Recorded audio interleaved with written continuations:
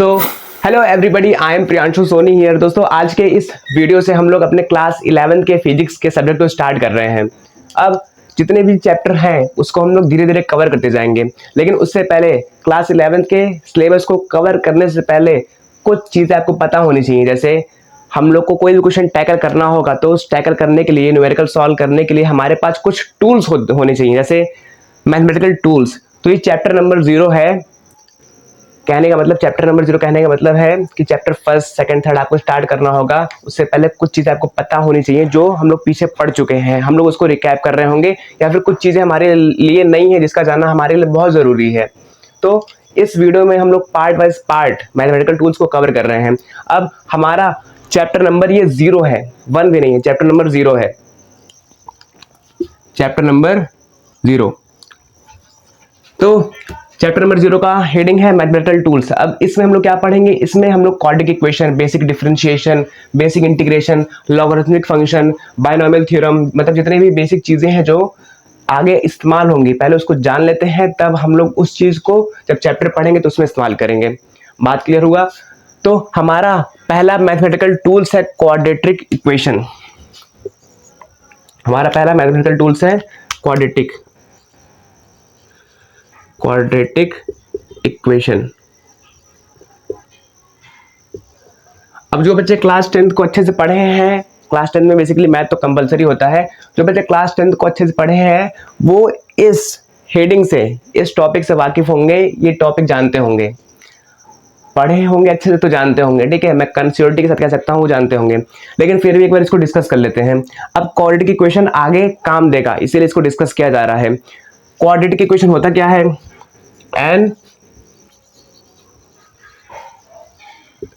an algebraic expression in which the highest power of the variable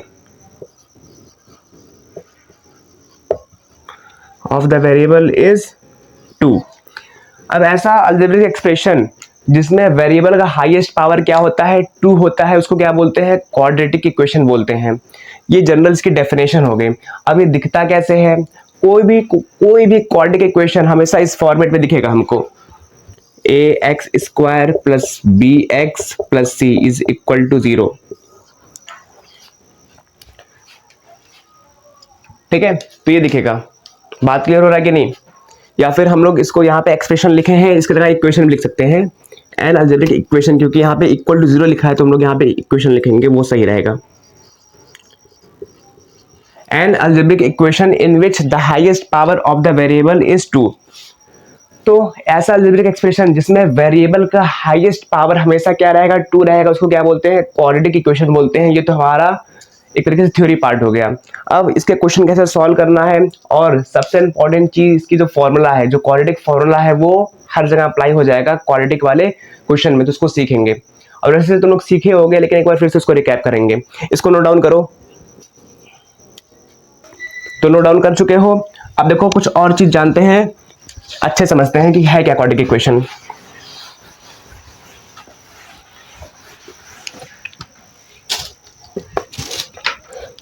तो जैसे for example अगर हम लोग एग्जांपल लेंगे तो हमारे पास 2x² - 5x + 6, 5x² - 10x plus कुछ भी ले लो, ठीक है, 100 ले लो, और 2x² - 4x + 3 = 0 x² - 5x + 6, ये सारे क्या है? क्वाड्रेटिक इक्वेशन है। अब इसमें कॉमन बात क्या है? हमने पहले क्या बोला था? जितने भी क्वाड्रेटिक इक्वेशन होंगे वो इस फॉर्मेट में दिखेंगे। किसमें? इसमें +bx + c = 0। कहने का मतलब है कि दुनिया में जितने भी क्वाड्रेटिक इक्वेशन है वो इस फॉर्मेट में दिखेंगे। समझ में आ रहा बात? जैसे तुमको सिंपल सी भाषा में बताएं तो हमारा ऊपर से शरीर और एक तरीके से जो हमारी बॉडी है, स्किन है या फिर फेशियल स्ट्रक्चर है वो अलग है, लेकिन हमारे जो इंटरनल स्ट्रक्चर है, जैसे हमारा स्कल, हमारे जो कंकाल तंत्र हैं, जितने भी ह्यूमन हैं उनके कंकाल तंत्र या फिर स्केलेटन सिस्टम क्या है, सेम होंगे।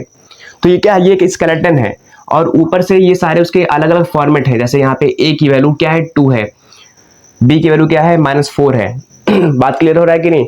तो जनरल फॉर्म कहने का ये मतलब है कि जितने भी हमारे दुनिया भर में जितने भी क्वाड्रेटिक इक्वेशन हैं वो हमेशा इसी फॉर्मेट पे रहेंगे। बात क्लियर हुआ? तो मैं इसको लिखवा देता हूं।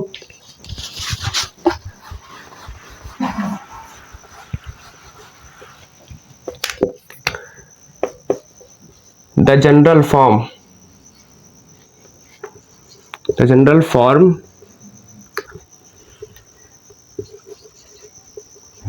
Of quadratic equation is ax² plus bx plus c is equal to 0। ये इसका जनरल फॉर्म है, ठीक है। अब यहाँ पे क्या है, where a, b, c are constant, क्या होते हैं, कांस्टेंट होते हैं, एंड x इज वेरिएबल। क्या है ये, वेरिएबल है। बात क्लियर हुआ कि नहीं? तो हमने पढ़ा क्वाड्रेटिक इक्वेशन क्या होता है, इसका जनरल फॉर्म ये होता है। अब हम लोग क्या करने वाले हैं, इसके कुछ क्वेश्चन को सॉल्व करेंगे, लेकिन उससे पहले एक फॉर्मूला जो बहुत इंपॉर्टेंट है जिसको बोलते हैं श्रीधराचार्य फॉर्मूला या फिर क्वाड्रेटिक फॉर्मूला, जो किसी भी क्वाड्रेटिक इक्वेशन को सॉल्व करने के लिए एक तरीके से उसके लिए ब्रह्मास्त्र है, ठीक है। तो उसको सीखेंगे। अब पहले इसको नोट कर दो।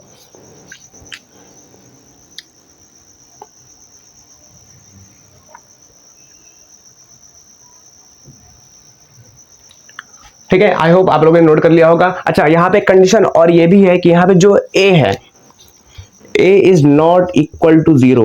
a कभी 0 के इक्वल नहीं होना चाहिए। अगर ये 0 हो जाएगा, मान लो यहाँ पे, जैसे यहाँ पे ले रहे हैं, यही चीज को यहाँ लिख रहे हैं, ax² plus bx plus c। अब इन केस कोई a की वैल्यू हमेशा, मतलब a की वैल्यू क्या ले रहा है, 0 ले रहा है।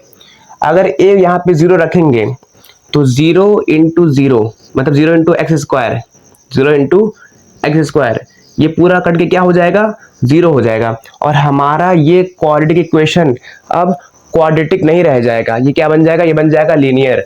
तो हमको जो वो इक्वेशन है उसको हमेशा क्वाड्रेटिक में रखना है, इसीलिए ये कंडीशन अप्लाई करना होगा कि a हमेशा, मतलब a कभी भी 0 नहीं होना चाहिए, a कभी भी 0 नहीं होना चाहिए, ठीक है। अब चलो इसके जो मेन फॉर्मूला उसको लिखते हैं।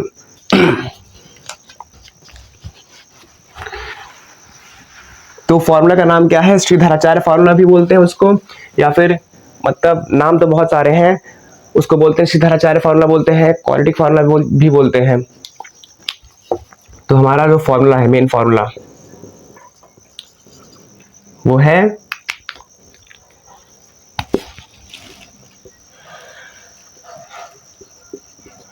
क्वाड्रेटिक फॉर्मूला है x is equal to -b plus minus root b² minus 4ac upon में 2a।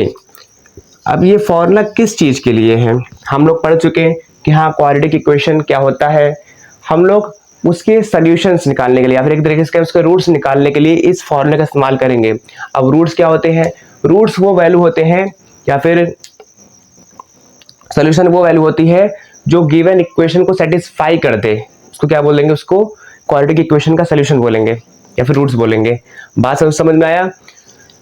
तो यहाँ पे अच्छा एक बात ये भी कि अगर पावर वेरिएबल का पावर क्या है, अगर 1 है तो इसके एक ही रूट्स होंगे। कितने रूट्स होंगे, एक रूट्स होंगे, ये पढ़े हो तुम लोग क्लास 10th में। अगर पावर 2 है तो इसके कितने रूट्स होंगे, इसके 2 रूट्स होंगे। अगर पावर 3 है तो कितने रूट्स होंगे, तो इसके 3 रूट होंगे। सिंपल सी बात, जितने पावर उतने रूट्स। तो यहाँ पे जो भी इक्वेशन है क्वाड्रेटिक इक्वेशन है, जैसे ये वाला सिंपल सा ले लेते हैं, x² माइनस 5x प्लस 6। अब ये इसके 2 रूट्स आएंगे, क्योंकि इसका पावर 2 है तो यहाँ पे क्वाड्रेटिक इक्वेशन के 2 रूट्स आएंगे, और हमेशा हर क्वाड्रेटिक इक्वेशन के 2 रूट्स आते हैं। इतना तुम लोग क्लास 10 में पढ़ के आए होंगे, मुझे ज़्यादा एक्सप्लेन करने की जरूरत नहीं पड़ेगी। तो मेन फार्मूला ये है जिसको बोलते हैं क्वाड्रेटिक फार्मूला, जिसमें होता है x is equal to minus B plus minus under root B square minus 4ac upon 2a। और तुम लोग ये भी जानते होंगे कि डिस्क्रिमिनेंट जो रूट के अंदर लिखा है, ठीक है, जो इस चीज के अंदर लिखा है, जैसे ये लिखा है बी स्क्वायर माइनस 4ac, इसको हम लोग क्या बोलते हैं, डिस्क्रिमिनेंट बोलते हैं, जो कि डी से दर्शाया जाता है, डिस्क्रिमिनेंट। बात क्लियर हुआ?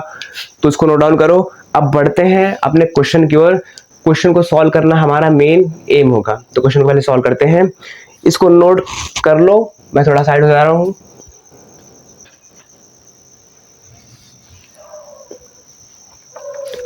होप यू गाइस तुम लोगों ने नोट कर लिया होगा। तो चलो अब क्वेश्चन करते हैं, ठीक है।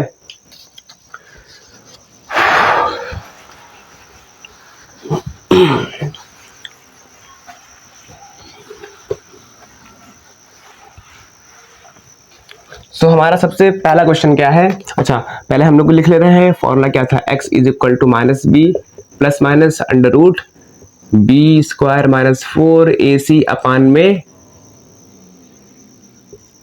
2a। ये हमारा क्वाड्रेटिक फार्मूला, इसी का इस्तेमाल करेंगे। वैसे क्वाड्रेटिक फार्मूला को क्वाड्रेटिक इक्वेशन को सॉल्व करने के बेसिकली जनरली 3 तरीके हैं। एक फैक्टराइजेशन मेथड, जिसमें हम लोग क्या करते हैं, इसमें हम लोग जो बीच वाले पार्ट होते हैं उसको स्प्लिट करते हैं, जिसको एक तरीके से वो स्प्लिटिंग मिडिल टर्म भी बोलते हैं। दूसरा है कंप्लीटिंग स्क्वायर मेथड, और तीसरा है क्वाड्रेटिक इक्वेशन को सॉल्व करने का क्वाड्रेटिक फार्मूला वाला, ठीक है। तो 3 तरीके से क्वाड्रेटिक इक्वेशन सॉल्व होते हैं। अब हमारा पहला क्वेश्चन है x square minus 5x plus 6। अब देखो इक्वेशन को सॉल्व करने का क्या मेथड है, क्या एल्गोरिथम है, क्या स्टेप है, उसको देखो। यहाँ पे जो जनरल फॉर्म है हमेशा वो क्या है, ax square plus bx plus c, ये क्वाड्रेटिक इक्वेशन का जनरल फॉर्म है। अब जितने भी क्वाड्रेटिक इक्वेशन होंगे वो हमेशा इसी फॉर्म में मिलेंगे। तो यहाँ पे दिया गया है हमारा x square minus 5x plus 6। अब हम लोग इस इक्वेशन को इससे कंपेयर कर रहे हैं, मतलब इसकी तुलना इससे कर रहे हैं, इसकी तुलना इससे कर रहे हैं। तो यहाँ पे अगर कंपेयर करेंगे x square minus 5x plus 6, अब देखो यहाँ पे जो x है वो अपनी जगह पर है, x स्क्वायर अपनी जगह पर है, ये x अपनी जगह पर है, ठीक है। तो यहाँ पे कुछ नहीं लिखा है, यहाँ पे मतलब 1 है। तो यहाँ पे a की वैल्यू क्या मिल जाएगी, a की वैल्यू हमको 0 मिल जाएगी कि नहीं। b की वैल्यू क्या मिल जाएगी, यहाँ पे प्लस लगता है आगे, ठीक है, प्लस लगा होता है। b की वैल्यू क्या मिल जाएगी, b की वैल्यू -5 मिल जाएगी कि नहीं। अगर कंपेयर करेंगे, तुलना करेंगे, तो b की वैल्यू 5 मिल जाएगी। और c की वैल्यू क्या मिल जाएगी, हमेशा 6। सो c इज इक्वल टू क्या हो जाएगा, 6 हो गया। अब ये डेटा तुम लोग को निकालना आना चाहिए, क्लास 10 में पढ़ चुके हो, ठीक है, क्लास 10 में पढ़ चुके हो। मैं श्योरिटी से बोल रहा हूँ क्योंकि सिलेबस में है तुम्हारे। तो a is equal to 1, b is equal to -5 और c इज इक्वल टू 6। अब इसी फॉर्मूले में रख दो इसको। So x is equal to minus b की वैल्यू कितनी है, -5 प्लस माइनस अंडर रूट, फिर b का स्क्वायर मतलब -5 का होल स्क्वायर, -5 का होल स्क्वायर, फिर -4, फिर a की वैल्यू कितनी है 1 और c की वैल्यू कितनी है 6, अपान 2a, तो 2 इंटू 1। अब इसको फर्दर सॉल्व करते हैं। So x is equal to आ जाएगा माइनस माइनस प्लस, तो +5 plus minus under root b square मतलब 25 माइनस 4 6 24, तो 24 अपान में 2। सो x इज इक्वल टू आ जा रहा है हमारे पास +5 प्लस माइनस, अच्छा 25 माइनस 24 कितना होगा, 1 होगा। और 1 का रूट क्या होता है, 1 ही होता है, ठीक है, 1 का रूट 1 होता है। तो यहाँ पे क्या आ जाएगा, प्लस माइनस 1 होता है, यहाँ पे क्या आ जाएगा 1 प्लस माइनस, क्योंकि मैंने पहले लगा दिया था इसलिए मैंने यहाँ पे प्लस माइनस बोला नहीं। तो +5 प्लस माइनस 1 अपान में 2। अब यहाँ पे इसको फर्दर सॉल्व करेंगे एक बार प्लस के साथ, तो +5 प्लस 1 अपान में 2, ये 6/2 जो कि क्या बन जाएगा, ये 3 बन जाएगा। और यहाँ पे एक बार माइनस के साथ, सो +5 माइनस 1 अपान में 2, तो कितना हो जाएगा, +5 माइनस 1 मतलब 4, 4/2 जो कि सॉल्व करने के बाद कितना आएगा 2 आएगा। तो हमारे पास दो रूट्स आ गए कि नहीं, एक तो हमारे पास 3 आ गया, एक तो हमारे पास 2 आ गया। तो ये पहला क्वेश्चन था कि हम लोग क्वाड्रेटिक इक्वेशन को कैसे सॉल्व करेंगे, और इसमें ये पहला मतलब एक तरीके से स्टेप मैंने समझा दिया है। अब इसको नोट डाउन करो, अब एक दो क्वेश्चन और करते हैं ताकि हमको अच्छे से क्लियरेंस हो मिल जाए।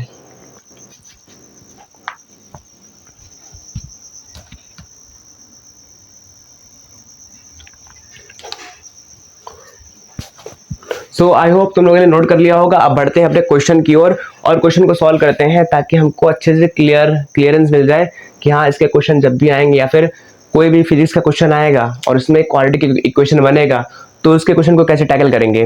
तो चलो स्टार्ट करते हैं अपने क्वेश्चन को।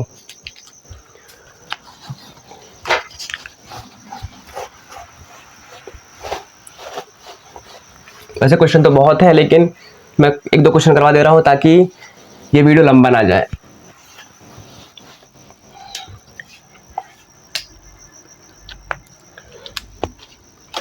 हमारे पास सबसे पहला question x square plus 2x plus 2 है, ठीक है। तो पहला क्वेश्चन हमारे पास है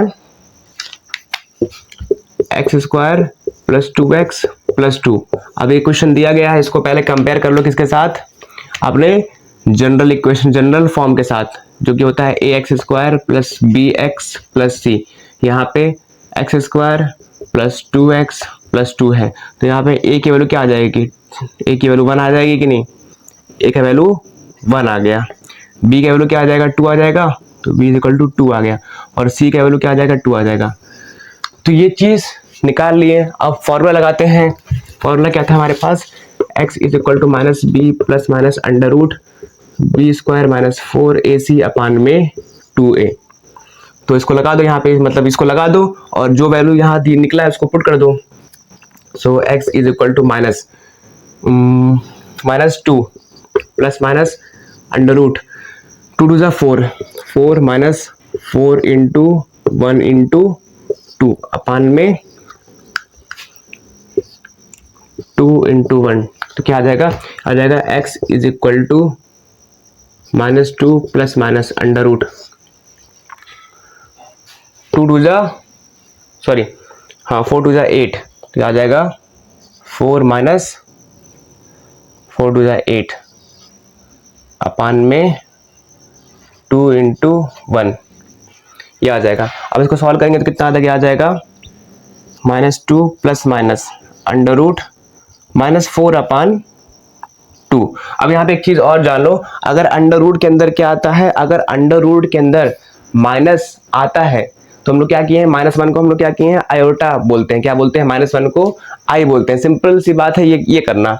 हम लोग अंडर रूट में -4 आया है ना, इसको क्या करेंगे, क्या हम लोग इसको ऐसे लिख सकते हैं, -4 को ऐसे लिख सकते हैं ना, -4 इज इक्वल टू 4 इंटू -1। अब यहाँ पे जो -1 है इसको आई मान लो, क्या मान लो, आई मान लो। तो यहाँ पे जो -4 आ रहा है इसको हम लोग सिंपली ऐसे लिख ले रहे हैं, 4 इंटू -1 लिख लिए। अब यहाँ पे जो -1 है उसको क्या मान ले रहे हैं, आई मान ले रहे हैं। अंडर रूट -1 को मानेंगे, ठीक है। अंडर रूट -1 को आई मान ले रहे हैं, तो क्या हो गया, ये अंडर रूट -1 इधर कर लो। अब इसको हम लोग क्या बोल रहे हैं, आई बोल रहे हैं। अच्छा, ये बोलते हैं इमेजिनरी नंबर को बोलते हैं। यहाँ पे क्वेश्चन हमारे क्लास 11th के मैथमेटिक्स का है, ठीक है। तो एक तरीके से अच्छा क्वेश्चन है। यहाँ पे तुम लोग ये भी जान गए हो, ये क्वेश्चन मैंने इसलिए उठाया है क्योंकि रूट के अंदर कभी भी नेगेटिव नहीं होना चाहिए, रूट के अंदर कभी भी नेगेटिव नहीं होना चाहिए। और अगर नेगेटिव आ रहा है तो वो क्या चीज़ है, वो इमेजिनरी नंबर है, ठीक है। ये कॉन्सेप्ट एक तरीके से जब मैं क्वेश्चन निकाल रहा था तो जानबूझ के निकाल रहा हूँ, क्योंकि यहाँ पे रूट के अंदर कभी भी नेगेटिव नहीं आना चाहिए। बात क्लियर होगा। तो यहाँ पे अंडर रूट -1 को क्या मान ले रहे हैं, आई, इसको आयोटा बोलते हैं, IOTA।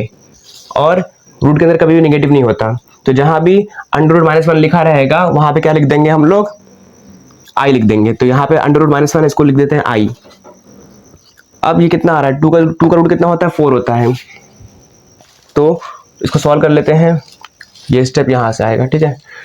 तो -2 प्लस माइनस 2 अपान में 2, तो ये आ जाएगा, एक बार प्लस के साथ लेकर जाएंगे, कितना आ जाएगा ये -2 + 2 अपान में 2, तो ये 0 आ जाएगा एक रूट, और एक रूट कितना आ जाएगा -2 अपान में यहाँ पे आई रहेगा, ठीक है, अपान में 2, तो यहाँ पे कितना आ जाएगा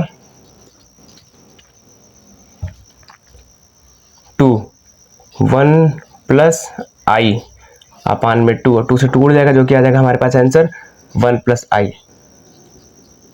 ये जो आई वाला कॉन्सेप्ट है ये तुमको क्लास 11 के मैथमेटिक्स के कुछ मैथमेटिक्स के बुक में मिलेगा।